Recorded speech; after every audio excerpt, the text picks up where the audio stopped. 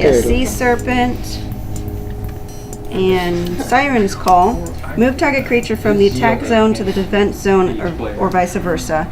The name of the game is Elemental Clash, the basic set, Master Edition, and the basic thing is that each player is a summoner, and you put out these different element stones, and you get to summon creatures and play spells, and you're trying to defeat your opponent. I like the fact that you can custom build a deck ahead of time.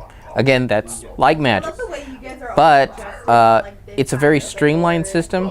Your life total is the same thing as your deck.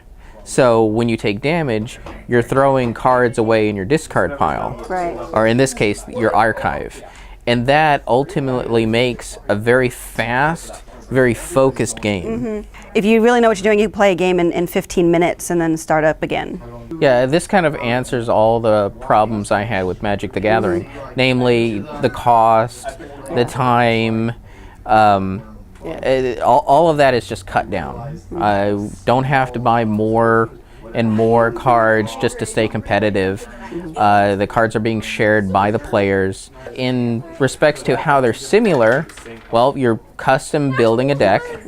You're using elements. It's fantasy themed. It's fantasy themed, so you got spells and creatures to summon.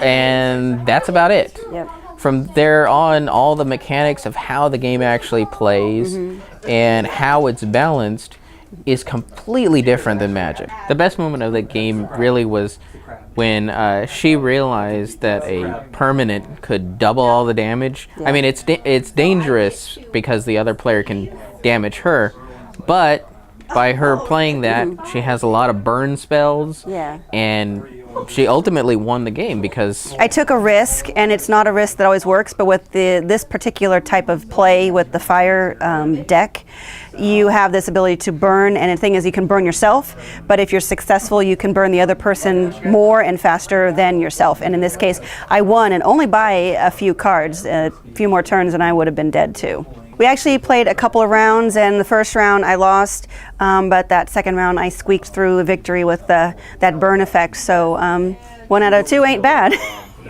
Actually, recently he's asking fans for submission ideas, and we actually did submit some ideas. That's true. But the fact that he's continuously committed to putting out expansions on a regular basis, this game pretty much hasn't made when it comes to if you want something, well, it's bound to come out. Yep. I think a lot of people who like collectible card games like Magic but don't really want to spend that much money on buying cards.